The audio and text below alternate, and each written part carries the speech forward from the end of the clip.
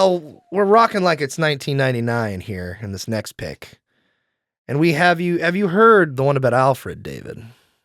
Have you heard what they're saying about the Oh, guy? I've heard. Have you heard that one about Alfred, you know? Even though I would like to hear more about Alfred, I'd like to hear more about you, you know?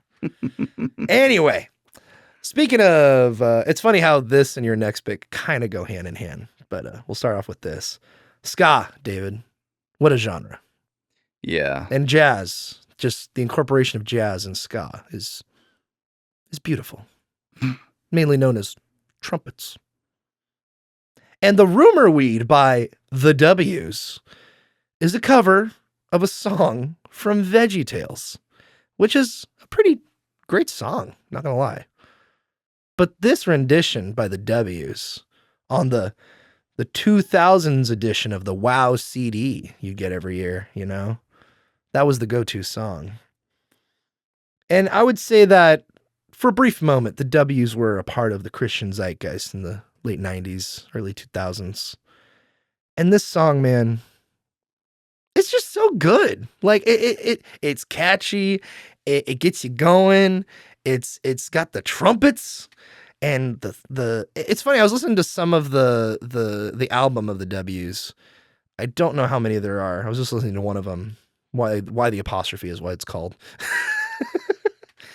And I was like, this is more like upbeat jazz than ska. But is that what ska is? Just upbeat jazz? No. Okay. So ska is actually the ska that you and I are most familiar with, and basically everyone we know who knows about ska. Yeah, we know a bunch of weirdos.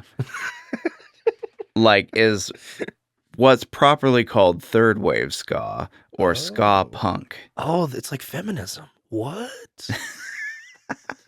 But so ska actually is a Jamaican genre of music that originated in the 50s. Whoa. Really? It's kind of like it predates reggae. Whoa. And it had kind of like a sort of parallel sort of evolution with reggae in the early years of Jamaican popular music, because basically popular music in Jamaica developed from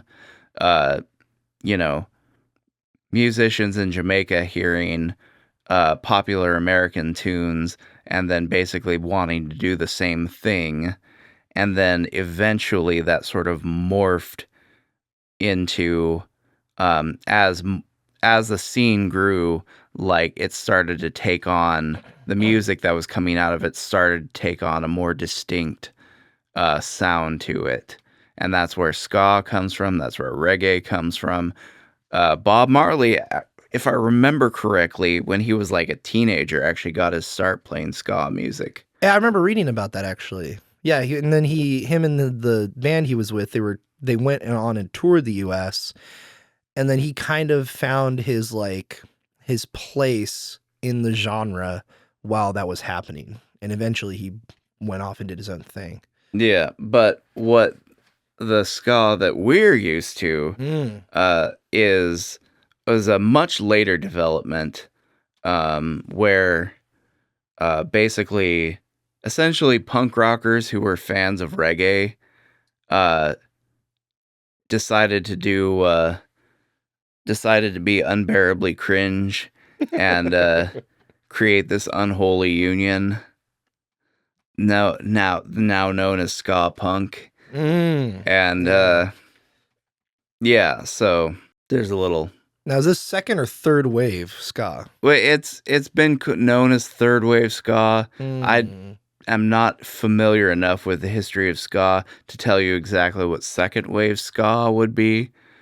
I mean, it was probably like in the 80s or something, or 70s, probably 70s actually, huh?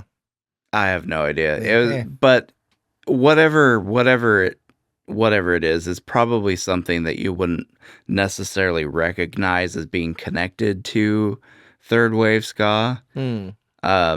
It's probably just another case of a scene of reggae enthusiasts from another country infusing that into their own music. I might have to do some more research, see if I can find out what that is, because now I'm a little curious. Yeah. But yeah, there's not Makes really... me want to listen to some more ska. There's not really like... With ska, there's not really like a clearly defined sort of lineage of ska. It's more like ska, it emerged at the very beginning in the history of Jamaica's popular music. And then later on, you had movements of people who were influenced by Jamaican music and incorporated it into other things. And so those would be the waves or movements of ska. There's not like one clearly defined lineage. And third wave ska, as it's sometimes known, or ska punk, was basically some cringy reggae-loving skinheads who decided to do something different. Something completely, well, not completely, but just different. Yeah, you know what gets me going, David, is trumpets, ska trumpets, and 90s flutes. That's what gets me going. And I think the next wave of ska, let's say maybe fifth wave ska, for the new generation, we need to bring in more of those 90 flutes. You know, maybe we can start a whole new genre called flaw, you know, like that'd be kind of sweet. Not gonna lie. But anyway, The Rumor Weed by the W's, great song, fantastic song. The writing and the catchiness from Phil Vischer, who wrote the original song, who created VeggieTales, just great. He's got the little earworms you get from everyone, especially early VeggieTales. You get those little earworms, and they're like, "Oh no, what we gonna do? The king likes Daniel more than me and you." Like you get that in, which actually it was brought up on yesterday at church, was hilarious. But yeah, you got just those great songs he wrote, and then this cover by the W's. I'm sure they knew each other or something like that. And it came out and it was born in, I think, 99. But the W's just amplify that writing and bring that kind of ska feel, I would say. And I don't even think this is the W's best song. I think You Are the Devil is probably my favorite W song. Like, you are the devil and the devil is... It kind of has the same like beat as this, basically, the same flow. Like, I'm the rumor weed, you are the devil and you... Like, I get those two confused, basically, sometimes. So. Yeah, ska for me is one of those things that's like... it pretty much all sounds the same. Yeah, it's like if you're a fan of Bruce Hornsby, you really got to be a fan of him because every song is basically the same. Same with Phil Vassar. Yeah, every song is the same from those guys. Yes, you got to really like them. I was like really, really into Five Iron Frenzy for a little bit, but after my sort of infatuation with them faded, I basically is like, I'm not really interested in ska anymore.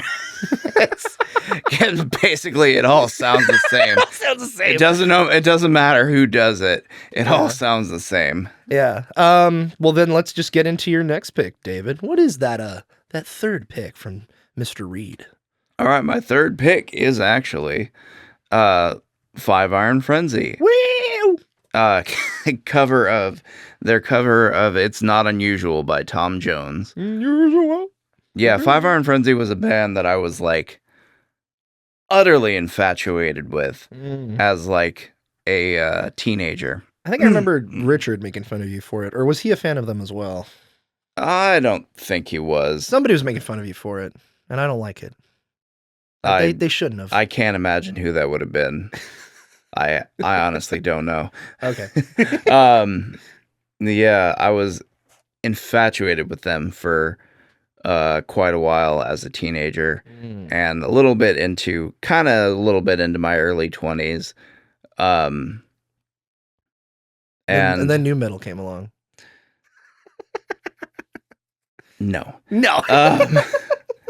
But yeah, this song in particular, I always enjoyed because it's just so well done. Like you can argue about the merits of a ska band doing Tom Jones covers if you want to, but like you can't deny that this song is so well done. Super well done. Like, I'm sorry, keep going. You're good. That's what That's what I yeah. had. Yeah, I was gonna say this. You can't escape the ska, David. Like, you just can't. Like, I've never really, truly taken time to listen to Five Iron Frenzy. They just have been on throughout my life at certain points from other people. Mainly, I would say you and Thad, I would say at some points. And this cover's a banger, David. Holy crap. Like, it's a fantastic cover of this original song, and it's ska, and it just works. It's just fantastic, man.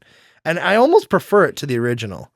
But either way, they both make me want to do the Carlton dance, and I am very much here for it. Also, the music video, the ending is hilarious. Oh no, I'm sorry, not the music video. The ending to this song is hilarious. Like, it's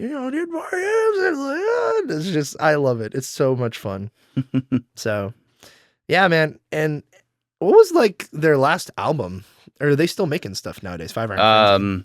They broke up for Oh. a time, but they're back now. And they've made a couple albums since. I haven't really listened to them because